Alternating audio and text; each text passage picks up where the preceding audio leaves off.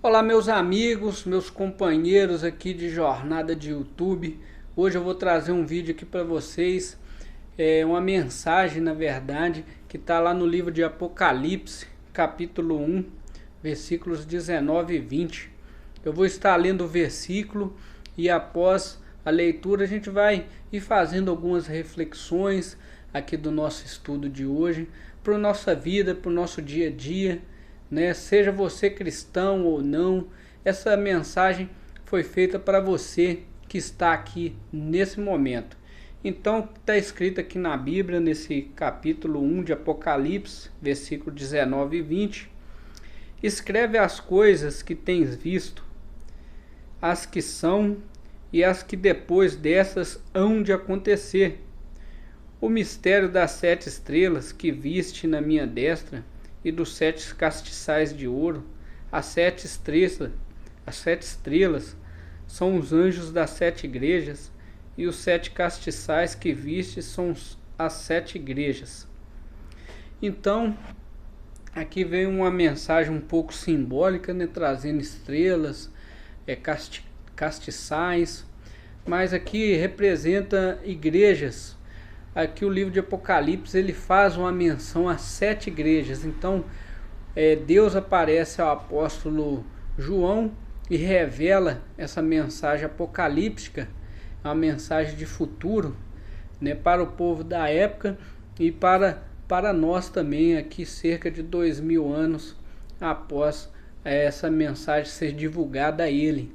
Essas 7 igrejas, né, são 7 igrejas na Ásia ali da época, mas essas 7 igrejas são formas, são eventos que as igrejas hoje em dia têm, né? Mornidão. As igrejas às vezes têm vivido entre o pecado, vivido entre a santidade, o pecado, ali tudo misturado. Aí Deus fala que vomitará essas igrejas mornas, nem frio nem quente. A igreja é morna, e Deus ensina que devemos ser quentes, devemos ser próximos a Ele, fazer a vontade dEle e nos afastarmos do mal e do pecado e fazer algumas coisas que Cristo nos ordena, que Cristo nos ensina no decorrer da vida dEle. Lá nos evangelhos de Mateus, Marcos, Lucas e João tem muito ensinamento. Aprofunde no que está escrito ali, que vai trazer conteúdos maravilhosos para a sua vida, ensinos para você, para os seus filhos, para a sua vida conjugal. Muito interessante você fazer um estudo ali dentro desses evangelhos. E eu posso falar para você, você pode pegar uma leitura de um capítulo por dia. Aqui já é uma sugestão: pegue um capítulo por dia e leia, e faça uma reflexão. Antes de um mês, qualquer um dos livros que você pegar aqui, dos evangelhos, em menos de um mês você vai terminar todo ele. Ou seja, você vai pegar início, meio e fim da história de Cristo e vai aprender muito. Eu tenho certeza que você vai ser muito renovado através desse estudo que eu estou sugerindo para você. Então vamos aqui à análise do nosso estudo. Aqui é uma pergunta para mim e para você, como membro de igrejas ou não, como um cristão ou não.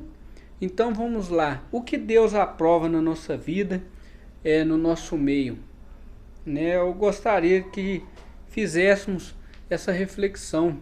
O que Cristo gostaria que fizesse?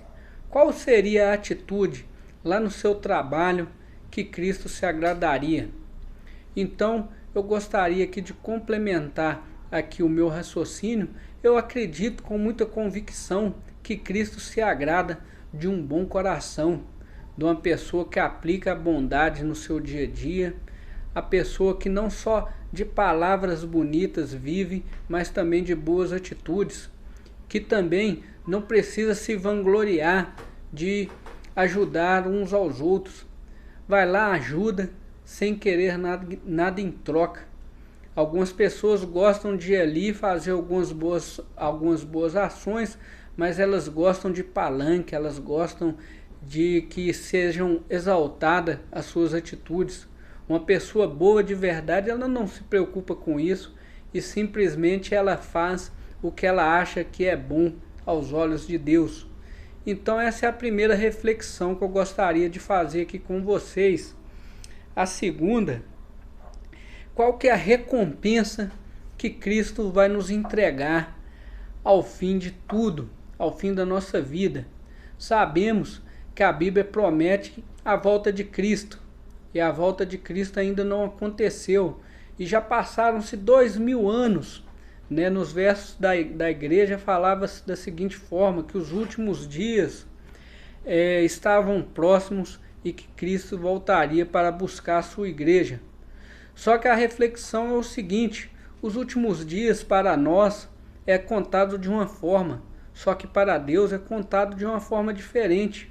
Um dia para Deus pode ser 1000 anos para nós, um dia para Deus pode ser semanas para nós. A contagem de Deus é misteriosa, então não cabe a nós a saber o dia certo. Cristo fala lá em Mateus 24 que quando a volta de Cristo acontecer, vai ser como um ladrão, vai entrar na sua casa e ninguém vai perceber. Da mesma forma, Cristo vai chegar, vai voltar para a igreja dele, buscar os salvos que ele prometeu buscar, e ele não vai, né, dar alarme. Ele vai chegar e vai acontecer, e as pessoas vão depois, muitas que não participarem desse grande evento, não forem levadas, né, vão ficar aí chorando e rangendo os dentes, né, de tristeza. Qual que é a recompensa aqui que a gente está fazendo nessa reflexão? A recompensa é que Cristo esteja conosco no nosso dia, nos dando alívio, nos dando descanso, né, alívio espiritual, alívio no nosso psicológico, na nossa mente, alívio sustentando todas as nossas necessidades, né? Apesar de todos nós estarmos buscando dinheiro, capitais, bens materiais, mas Cristo, aquele verdadeiro cristão que está buscando, ele não vai faltar nada para ele. A prosperidade é muito confundida nos dias de hoje. Muitos têm a ideia que ser próspero é ter muito dinheiro, ter casas, carros, mas na verdade a prosperidade é a ausência de necessidade. Então, se não te falta comida todos os dias, você já é muito próspero, principalmente se você leva uma vida com alegria e com amor e com respeito, né? Respeitando a sua esposa, seus filhos. Então, certamente você é muito próspero. E a liberdade financeira, a prosperidade financeira, ela também pode acontecer. A Bíblia fala que muitas pessoas foram ricos, né, abastadas de dinheiro, mas para essas pessoas não é a raiz de tudo a questão financeira. A raiz do problema é o dinheiro. Pessoas que amam o dinheiro acima de tudo, pessoas que se matam uns aos outros, matam o irmão, matam o pai por causa do dinheiro, por causa de herança. Aí está o problema. Se o dinheiro for para você uma bênção, para você fazer a resolução dos seus problemas e também para você ser um abençoador de pessoas, ajudar outras pessoas através dessa bênção financeira que você recebeu, certamente você também será ricamente abençoado financeiramente. Não é pecado ser rico, não é pecado ser abundante financeiramente. Não é pecado a sua empresa, né, receber muitos recursos. Então, quebre esse paradigma, né? Se você for verdadeiramente cristão e entender os princípios de Cristo, né, pode ser abençoado, pode ser derramado muitas bênçãos na sua vida. Quebre agora esse paradigma aí dentro da sua mente. Isso é crença limitante, né? Tá aqui entrando no assunto aqui de subconsciente, né? Análise mental, gatilhos mentais. Então isso entra muito na questão emocional. Então vamos aqui mais uma reflexão.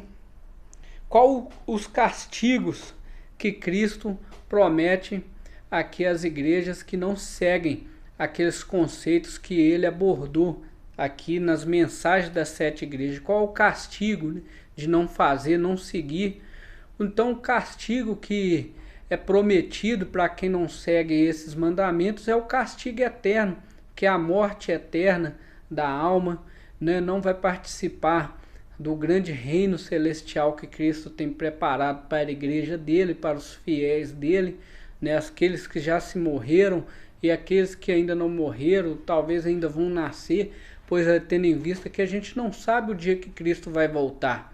E pode acontecer ainda muitos anos mais, mas a Bíblia dá muitos sinais, muitos alertas que está próximo o fim e está próxima a volta dele. Então precisamos viver aí em alerta, ficar vigilantes, né, e fazer boas novas na vida das pessoas, ajudar, ensinar, como que estou fazendo aqui nesse vídeo.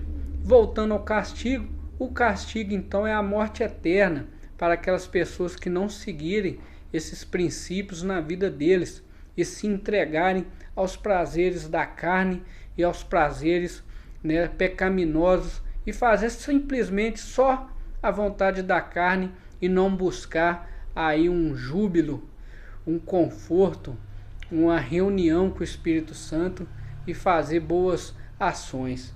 Então já estou aqui próximo de concluir o nosso estudo com a frase que está aqui. Eu estava procurando aqui a frase, né? As igrejas devem continuamente examinar seu estado espiritual diante de Deus e, se for o caso, corrigir o seu erro de tolerância ao mundanismo e imoralidade entre os crentes, entre os cristãos. Então, essa é a conclusão que eu faço aqui para essa mensagem de hoje. Qual que é? Né? Reflita no que Cristo ensina lá nos evangelhos, na leitura da Bíblia. Faça uma reflexão e tente aplicar isso na sua vida.